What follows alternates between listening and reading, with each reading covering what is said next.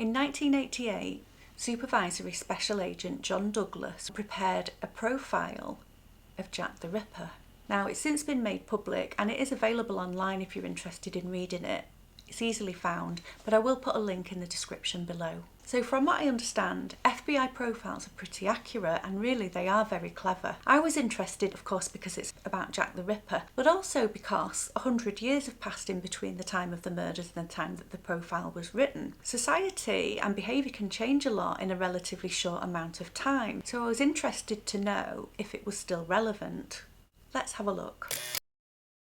So in 1988, ahead of the 100-year anniversary of the Jack the Ripper murders, Supervisory Special Agent John Douglas, who helped create and manage the FBI's National Centre for the Analysis of Violent Crime Department, was approached by Cosgrove Mura Productions Incorporated, a documentary production company based in Burbank, California, to review the Jack the Ripper case and prepare a profile of the killer. Some of you who watched Netflix's Mindhunter may know that the character Holden Ford was based on John Douglas. And like his character, John Douglas travelled around America interviewing incarcerated serial killers and offenders, including Ted Bundy, Charles Manson, Edmund Kemper and David Berkowitz, which assisted both he and his partner Robert Ressler, the inspiration for Mindhunter character Bill Tench, in developing the science of profiling.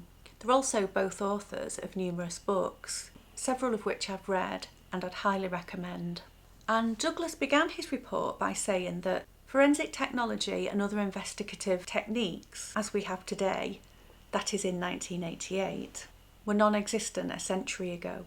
And obviously now in 2024, that forensic evidence and probably the investigative techniques that he's talking about too have advanced further still. Although that might actually be a moot point because in order to test the evidence has to be legitimate, and the evidence is something that was sadly lacking in this case. Douglas also noted that medical examiners' reports were incomplete, crime scene photos were used sparingly, and police reports was not as thorough as would be expected in 1988. He stated that a profile is only as accurate as the evidence, and that he filled in the missing pieces of information by making certain probable assumptions. Victimology. Douglas stated that the victims were prostitutes and heavy drinkers, placing them in a high-risk category. High risk means somebody that's highly likely to be the victim of a violent crime. He points out that in 1888, prostitution wasn't as organised as it was in 1988, with pimps protecting the workers, but these women worked independently. And Douglas suspected that there would have been numerous attacks on these women, violent attacks. Now, I don't know what information he was provided with, and I would imagine that he would have only concerned himself with the evidence, but it was the case that women were regularly attacked in the East End of London, and there were other crimes leading up to the canonical 5 murders. He said that they would have performed the services mostly in dark alleys and flop houses, and a flop house is a low-cost hotel, so to speak, so maybe a doss house, certain types of doss houses. He also noted that the women targeted by Jack the Ripper were almost twice the age of those soliciting at the time, 1988. He also notes that there was nothing other than their age that linked the women, although he also noted that Mary Jane Kelly was only 25. And finally, Douglas believed that these women were targeted because they were easily accessible.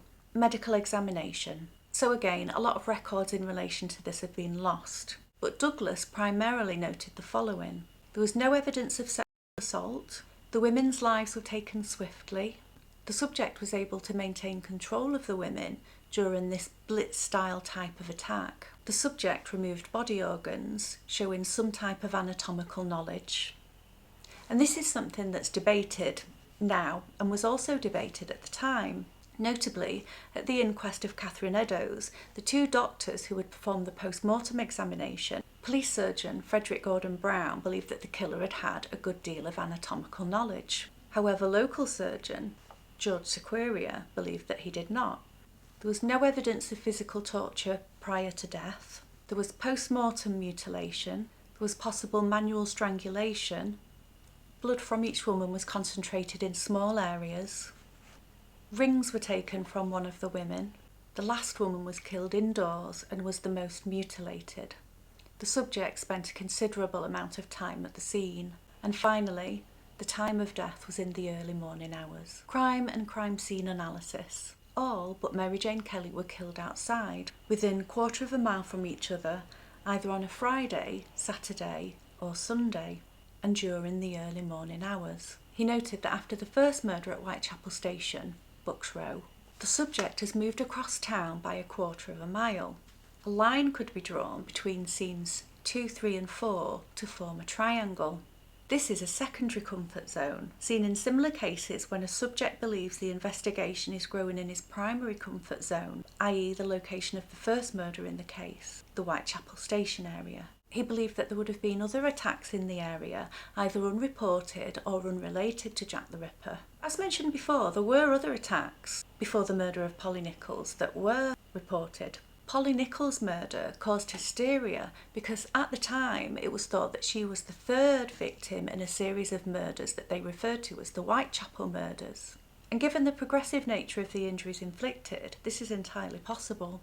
So Douglas said it is not the case that a subject will change their MO, that is the modus operandi. They will change their MO as they gain experience. This is learned behaviour. The needs and desires are expressed in the ritualistic aspect of a crime. This is something that they must always do, acting out the fantasy.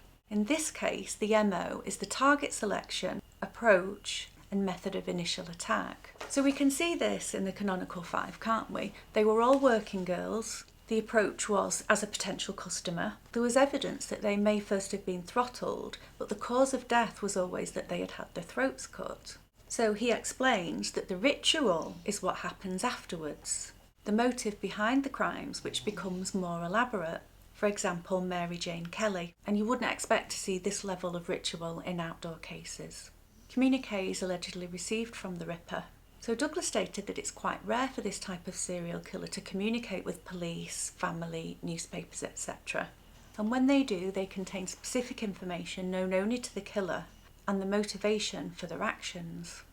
Douglas doesn't believe that these crimes were committed as a challenge against law enforcement. Jack the Ripper also knew that he would get publicity, but publicity wasn't the primary motivation. So he doesn't put any emphasis on these communiques. But he did state that he would develop an investigative technique with a goal in mind to identify the author. That's interesting, isn't it? Because the letters themselves might be considered a criminal offence, particularly in relation to any correspondence sent to the police that negatively impacted the investigation. Offender traits and characteristics. So Douglas classed these crimes as lust murders.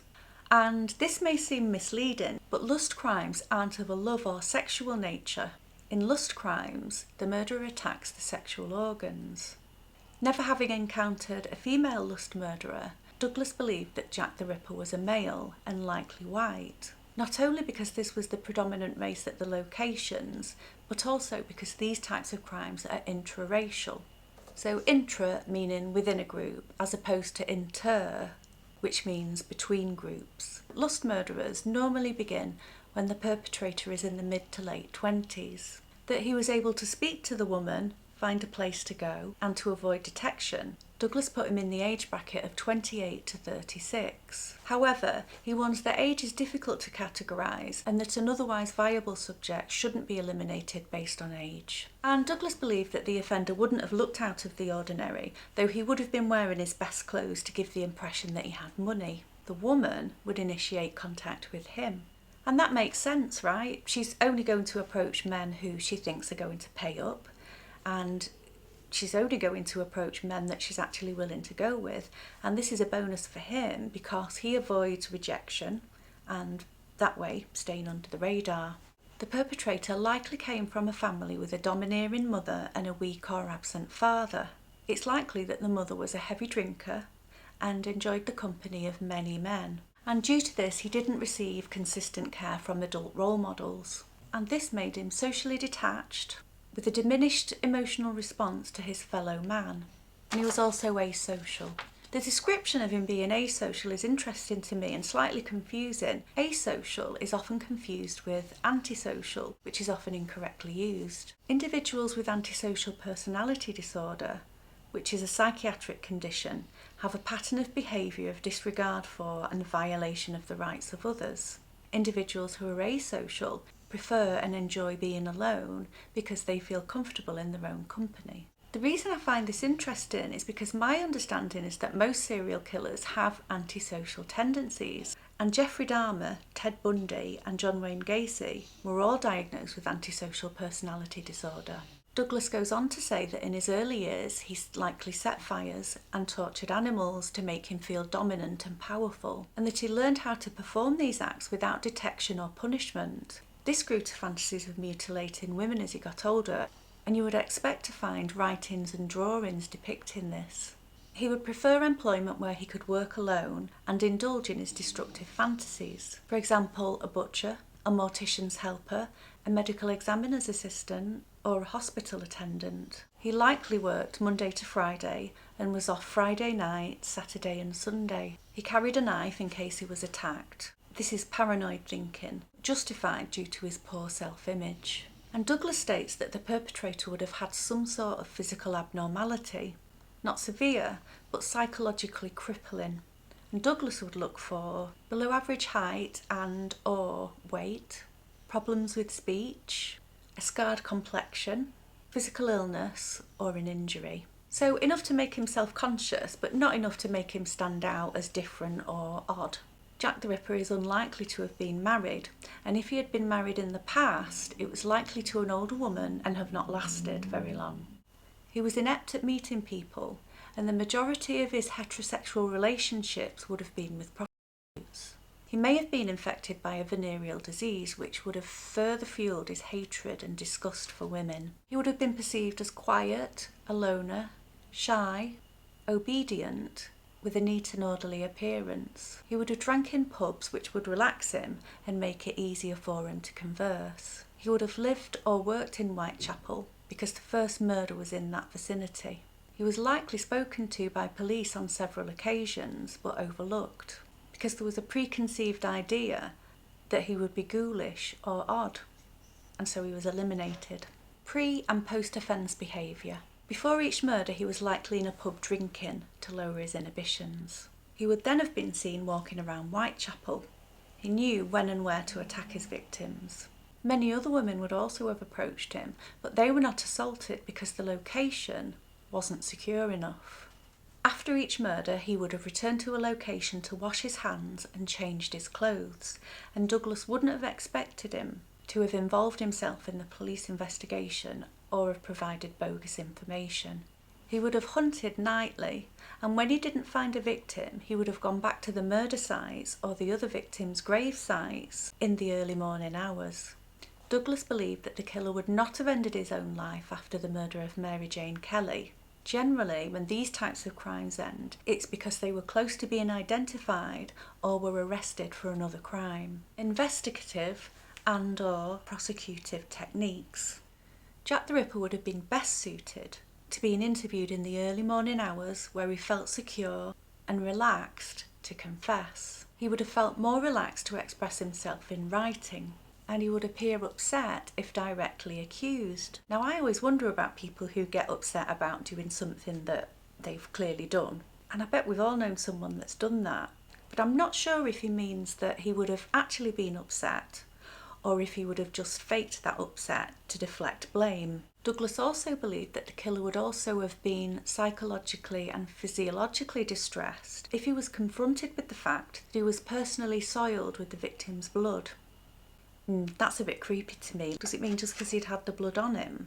And finally, Jack the Ripper believed that he was justified in his actions. He was simply removing perishable items, like taking out the garbage. Well, I don't know about you, but I'm sold. I just think it's so clever. And when you think about it, it makes total sense, doesn't it? And I'm convinced that if they had had this profile back in 1888, they definitely would have caught Jack the Ripper. If indeed the murders were in fact committed by only one person. But he definitely wouldn't have gotten away with it today. I also wonder if there would be any additional observations if the profile was completed today, that is in 2024. I'm sure that profiling has come on since then, or if it would have been limited by the quality of the evidence that they had to go on. What do you think? Let me know in the comments. In the next video I'll return to the canonical 5 and I'll be talking about Elizabeth Stride, the third canonical victim of Jack the Ripper. We'll trace the movements from her birth on a farm in Sweden to her final days in East London. Thanks for watching and I'll see you then.